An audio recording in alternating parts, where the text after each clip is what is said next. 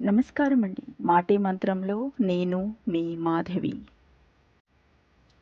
మనిషికి వయసు పెరిగే కొద్దీ అనుభవం పెరగాలి. ఆలోచన విధానం మారాలి. ప్రవర్తనలో మంచి తెలుసుకోగలగాలి. అప్పుడే మనిషికి విలువైన గౌరవం, సమాజంలో మంచి వ్యక్తిగా గుర్తింపు లభిస్తాయి. గర్వంలోని అతి చెడ్డ గుణం ఏంటంటే, అది మీలో ఉన్న తప్పుల్ని మీకు ఎన్నడూ అనుభూతి చెందనివ్వదు. నువ్వు ఎప్పుడూ కరెక్ట్ అని చెబుతుంది. అలా తప్పుడు సంకేతాలు ఇచ్చి మిమ్మల్ని ఏదో ఒక రోజు అధోగతి పాలు చేసి పాతాళానికి తొక్కేస్తుంది. గర్వం నాశనానికి కారణం. ముందున్న కాలికి గర్వం లేదు. వెనకున్న కాలికి అవమానం లేదు. ఎందుకంటే ఆ రెండిటికీ తెలుసు ఒక్క క్షణం చాలు తమ స్థానం మారడానికి అని. చెప్పుడు మాటలు విని నోరు జారకండి.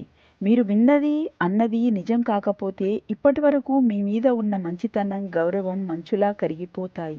ఆ తర్వాత ఎంత బాధపడినా ప్రయోజనం శూన్యం. గౌరవం అనేది వయసును, డబ్బును బట్టి కాదు. వారికి ఉన్న సంస్కారాన్ని బట్టి ఆధారపడి ఉంటుంది. తాటి చెట్టు ఎంత పెరిగినా దాని క్రింద ఎవ్వరూ నిలబడరు. మర్రి చెట్టు తాటి చెట్టంత ఎత్తు లేకున్నా దాని క్రింద ఎందరో సేద తీరుతారు.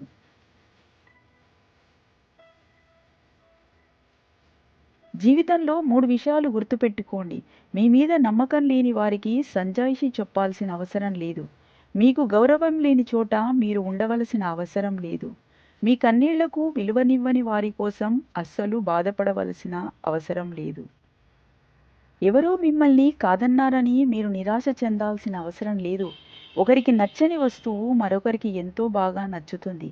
జీవితం కూడా అంతే. నిరంతరం వెలిగే సూర్యుడిని చూసి చీకటి భయపడుతుంది. నిరంతరం శ్రమించే మనిషిని చూసి ఓటమి భయపడుతుంది.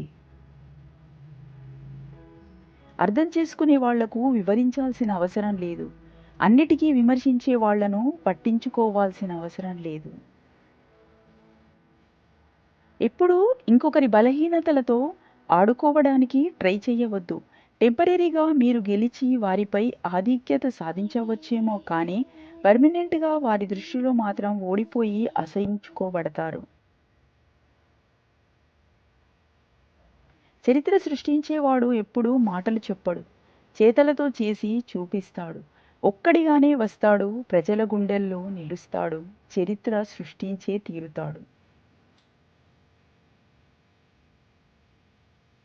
జీవితంలో సంతోషంగా ఉండాలంటే కొన్ని మార్చుకోవాలి, మరికొన్ని మర్చిపోవాలి. కొన్ని వద్దనుకోవాలి, మరికొన్ని వదులుకోవాలి.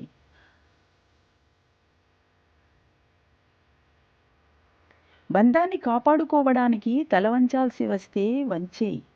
కానీ ప్రతిసారి మీరే తల వంచాల్సి వస్తే ఆ బంధాన్ని వదిలేయి. జీవితాంతం తలదించుకొని బ్రతకడం అసాధ్యం. ప్రతి మనిషి జీవితం ఒక చదవని పుస్తకం వంటిది. కొందరి జీవితాలు చదివే కొద్దీ చదవాలనిపించే పుస్తకంలా ఉంటే, ఇంకొందరి జీవితాలు ఎంత చదివినా అర్థం కాని పేజీల్లా మిగిలిపోతాయి. మీ మనస్సుకు నచ్చిన నిర్ణయం తీసుకోండి. ఆ తీసుకునే నిర్ణయం వల్ల భవిష్యత్తులో ఇంకెప్పుడూ మీరు బాధపడకుండా ఉండేలా చూసుకోండి.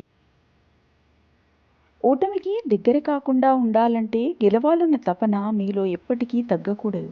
అప్పుడే మీరు గెలవగలరు. కోపం రావడం మానవ సహజం. అయితే దాన్ని ఎప్పుడు, ఎక్కడ, ఎవరి మీద ప్రదర్శించాలో తెలుసుకోవడమే విజ్ఞత. కాగితంపై తప్పు రాసిన అక్షరాలను సరిచేసుకున్నంత సులభం కాదు నిజ జీవితంలో చేసిన తప్పుని సరిదిద్దుకోవడం. కష్టాలను చూసి పారిపోయేవాడు జీవితంలో ఎప్పటికీ ఆనందంగా ఉండలేడు. ఒక మనిషి గొప్పతనం అతని మెదడులో కాదు, హృదయంలో ఉంటుంది. గర్వం మనిషిని ఓటమి వైపు నడిపిస్తుంది. ఎంత గొప్పగా జీవించారో మీ చేతలు చెప్పాలి. ఎంత గొప్పగా మరణించారో ఇతరులు చెప్పాలి. మీరు ఇతరులకు సహాయం చేస్తే మర్చిపోండి. మీరు ఇతరుల సహాయం పొందితే మాత్రం ఎల్లప్పుడూ గుర్తుంచుకోండి. లోకంలో అతిపెద్ద ద్రోహం ఏంటో తెలుసా? ఒకరిపై అబద్ధపు ప్రేమను చూపి అదే నిజమైన ప్రేమ అని నమ్మించి మోసం చెయ్యడమే. కాలం కలిసి రానప్పుడు నిజాయితీ, ధైర్యం, తెలివితేటలు ఇవేమీ మిమ్మల్ని గెలిపించలేవు. కేవలం ఓర్పు, సహనం మాత్రమే మిమ్మల్ని గెలిపించగలవు.